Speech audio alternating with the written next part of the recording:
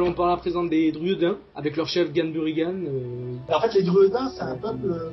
On peut en apercevoir un peu à quoi ils ressemblent quand Elrond, en fait, arrive pour donner Anduril à Aragorn. Il passe devant une statue un peu difforme, comme ça. Donc, c'est des peuples un peu difformes qui possèdent une sorte de magie. Ils peuplent une forêt, en fait, qui se trouve entre le champ des Pelennor et les Doras, en fait. Je sais plus exactement à quel endroit. Et en fait, ils aident, le peuple de Ganburigan, en fait, aide Alors Ganburigan qui est le chef des Druides. Et donc Ganburigan a traversé en fait cette fameuse forêt où il y a pas mal d'orques, etc. Et c'est des êtres très très forts et qui ont. C'est pas vraiment de la magie pure et dure, mais en fait ils ont des petits pouvoirs. Ça on le voit plus dans les contes et légendes inachevées que vraiment dans le bon, je pense pas que c'est utile vraiment dans le film. C'est sympa parce qu'en fait ça nous a permis de voir des créatures. De voir que la Terre des Milieux, en fait, possède encore de nombreuses créatures, donc des races un peu spéciales, quoi. À noter qu'ils détestent les orques, mais vraiment, ils détestent vraiment les orques, puisqu'ils envahissent souvent leur forêt, leur lieu de vie, et c'est pour ça qu'ils aident Théoden et les Eorlingas à traverser une vallée pour éviter les orques. Pour les Druidins, vous avez quelque chose à rajouter? Peut-être plus une description.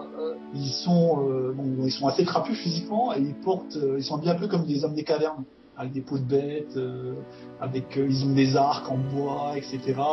C'est un peuple un peu primitif. Ils ont un langage un peu plus basique que les humains. Il y a un dernier détail. Il concerne Gimli. Alors, et cela a beaucoup déçu les puristes. Alors Gimli est considéré comme un guignol. Alors un vrai guignol. Bon, on le jette au gouffre de Helm. On voit qu'il a vraiment peur dans les cavernes du passage interdit où il y a l'armée des morts. Alors on le prend vraiment pour un guignol. Donc si vous voulez un peu expliquer pourquoi. Je pense pas, parce que quand on voit dans les deux tours, on voit qu'il commence à sauter pour défendre Aragorn, quand il est en difficulté. On voit tout le courage qu'il a, quoi. C'était plus pour faire une analogie avec le lancer de main, qui est une discipline, on va dire, semi-sportive qui existe pour de vrai. C'est pour faire un clin d'œil qui soit un peu plus contemporain, mais bon, c'est un petit détail. Et il faut savoir que les nains sont loin d'être subtils, c'est un peu les bourrins de service. Et par rapport au fait qu'il ait peur dans la fameuse grotte, donc le passage qui mène vers l'armée des morts, il faut savoir qu'il n'y a pas que lui qui a peur. Et le pire, c'est que les nains, en fait, vu qu'ils ont été créés par Olé, ils ont vraiment, par rapport à la magie ou aux esprits, etc., ils ont une aversion totale pour ce genre de trucs. Ça les dépasse complètement. Donc c'est normal qu'ils ont montré que Gimli, malgré son courage, avait peur. Mais bon, après, moi, ça m'a pas choqué plus que ça, quoi. Voilà, après, il y a un autre passage, il a peur dans la forêt de Fangorn. Ça peut s'expliquer. Oui, voilà, parce qu'en fait, si vous voulez, j'explique rapidement. Olé, en fait, c'est le dieu de la terre, en fait, et son épouse, qui est aussi une déesse, était Yavanna, donc déesse de la nature. Et quand elle a appris que Olé, donc c'est lui qui a créé la race des nains, avait créé donc justement des nains, elle en a voulu à Olé, et elle lui a dit, en fait, en gros, tes créatures et mes créatures ne s'entendront pas. Donc c'est-à-dire que Yavanna est bien la déesse de la nature, des arbres, des fleurs, etc., les animaux. Et donc c'est pour ça que un nain dans une forêt, c'est comme un elfe dans une mine, quoi. C'est pas leur milieu naturel, quoi. Tout à fait. Et surtout la forêt tremblante qui est un peu étrange, un peu austère, quoi. Voilà. Alors ils ont fait l'impasse sur Tom Bombadil, mais honnêtement c'est pas un mal.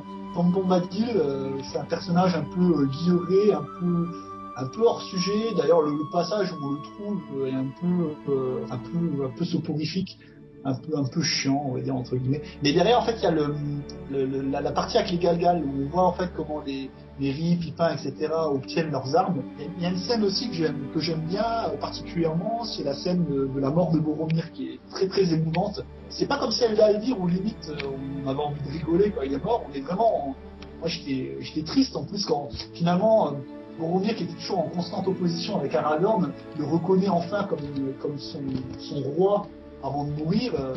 J'ai trouvé que la scène était bien écrite. Et moi, il y a un truc qui m'a un peu déçu, c'est le passage avec Dernhelm. En fait, on n'en entend pas vraiment parler dans le film, mais il faut savoir que dans le livre, on ne sait que quand Éowyn retire son masque, que c'est elle et que c'est Éowyn et pas un jeune chevalier, en fait.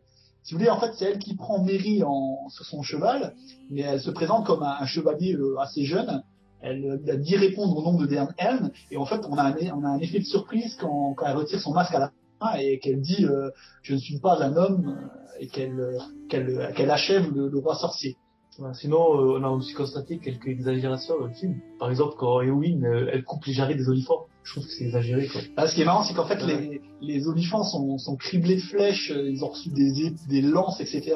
Elle arrive avec ses petits glaives, elle leur fait 2 petites entailles sur les pattes et l'olifant, il s'effondre.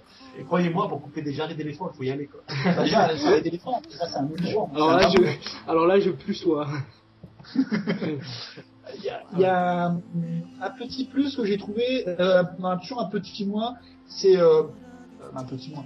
Il y a un petit décalage par rapport au livre, c'est qu'en fait les hobbits ne participent pas à la bataille finale dans la bataille qui se déroule après la bataille d'Omoranon de la Porte Noire. En fait, il y a aucun hobbit qui participe. D'ailleurs, Merry est souffrant, il est dans la maison de guérison. Frodo et Sam ne sont pas là. Et Pipin, il me semble qu'il... Si, Pipin, il participe. Pipin participe et c'est lui qui crie les aigles. Autant dans le film que dans le livre. Normalement, en fait, c'est lui, il a un petit moment de bravoure qui a été zappé dans le film. C'est qu'en fait, il monte sur un troll et il lui enfonce son épée dans le cou et il arrive à tuer un troll à lui tout seul, quoi. Moi, ce que je trouvais décevant, c'est au niveau du combat entre le troll et Aragorn. J'aurais préféré que ça soit peut-être Sauron réincarné. Plus spectaculaire. Alors là, je suis pas du tout d'accord avec toi.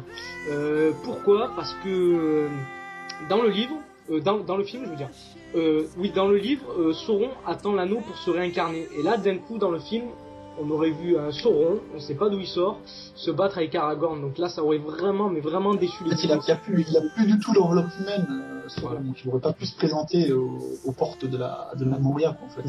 Mais bon, c'était une idée de... Oui, il voulait le faire, en fait. Il voulait faire apparaître sous la forme d'un Anatar. Voilà, la forme... je te laisse expliquer. En fait, c'est la forme, il s'est présenté aux Númenórois. En fait, si vous voulez, les Númenórois habitaient une île qui s'appelle Númenor, c'est un peu logique. Et ils avaient, normalement, ils devaient rester sur cette île, parce que les dieux leur avaient octroyé des pouvoirs, donc une plus grande vue, une plus grande longévité au niveau de leur vie, etc. Un certain talent, c'est un peu l'élite des humains, en fait. C'est des personnages qui ont du sang de Maya, donc de dieux, mais d'un moindre rang, du sang d'elfe et du sang d'humains. D'ailleurs, les Númenóriens, en fait, sont les descendants d'Elros, qui est le frère d'Elrond. Elrond a choisi de devenir un elfe et Elros a choisi de devenir un humain. Voilà. Donc tout ça sort du Silmarillion. Donc Anatar, en fait, quand les humains bravent les interdits des Valar et débarquent en terre des milieux, donc ils quittent leur île, Anatar, en fait, essaye de les corrompre en se présentant sous des apparences, limite super attrayante, en fait. D'ailleurs, on mettra pareil une photo d'Anatar. Et il arrive carrément à flatter Aspharaon qui n'est autre que le dernier roi de Númenor. Il arrive même à lui faire penser que les Valar lui en veulent. Et à cause de ça, il attaque carrément Valinor, ce qui causera la perte de Númenor et de la plupart des Númenoriens. Très rapidement, le nettoyage de la comté. Ah, le fameux nettoyage de la comté. Très rapidement. Alors, quelque part, le film a de multiples fins. C'est-à-dire que il y a la fin, en fait, où on voit tout le monde qui ploie le genou devant les hobbits pour les remercier de leur bravoure. Il y a les adieux aveuglés que j'ai trouvé limite un peu ridicule. Ça fait vraiment genre limite on s'est demandé s'ils allaient pas se faire les petits bisous à la fin. Et voilà. Et pour vous dire, il y avait une petite anecdote. Jack Nicholson, en fait, était parti dégirer sa voiture parce qu'en fait, il disait mais le film il est pas fini encore. Faut vous dire, c'est un truc. C'est vrai que la scène du sac des Hobbits, il devait la mettre au moins dans la version longue, je pense. Voilà. Et le sac de la comté, en fait, si vous voulez, donc ça aurait encore allongé le film. C'est pour ça qu'ils l'ont pas mis et je comprends un peu leur choix. Mais quelque part, en fait, quand le sac de la comté, en fait, ça met en valeur les hobbits. En fait, on voit qu'ils sont partis comme des petits hobbits un peu peureux, etc. Et en fait, là, ils sont aidés de personne. En fait, il y a pas Gandalf pour les aider, il y a pas Aragorn, etc. C'est eux qui délivrent la comté de Saruman et de Grima. D'ailleurs, Saruman ne meurt pas au sommet de Hortan, qui meurt dans la comté, toujours assassiné par Grima, comme dans le film. Et donc ça montrait vraiment la valeur des hobbits, qui étaient vraiment devenus des gens d'importance et des grands combattants en fait pour leur race. Rappelez-moi le surnom de Saruman en comté. Je pense à une petite chose avant qu'on se dise au revoir. Alors un petit détail sur le design d'Ungoliant, Shelob, donc autrement Arachné en français. Donc en fait elle a des cornes. Bon ça c'est un petit détail, c'est pas super important. Et en fait autant dans le film on sait très rapidement que Frodo n'est pas mort. En fait, autant dans le livre, on pense vraiment pendant un long moment que Frodo est mort. D'ailleurs, Sam désespère et on le sait que beaucoup plus loin, il y a un long passage à vide d'environ une bonne centaine de pages. On se dit Frodo est mort. Pour le design, David, quand on parle de design, au niveau des wargs, j'étais un peu déçu. Ils ont fait ressembler un peu des ours et des hyènes, quoi. Alors que dans le roman, quoi, ils sont bien décrits comme des loups. Tout à fait, ouais. Ouais, et j'espère que dans le Bilbo, ils vont rattraper le coup, quoi. D'ailleurs, Guillermo del Toro, qui est l'ancien producteur de Bilbo le Hobbit, en fait, réalisateur, pardon, se proposait en fait de faire des wargs différents de ceux du Seigneur des Anneaux. Donc, l'espoir est permis, on va dire. Donc, nous allons finir avec ce podcast. Bien sûr, les podcasts seront sur la chaîne Bilbo le Hobbit et sur la chaîne YouTube du Seigneur des Anneaux la trilogie, ainsi que sur les deux groupes Facebook.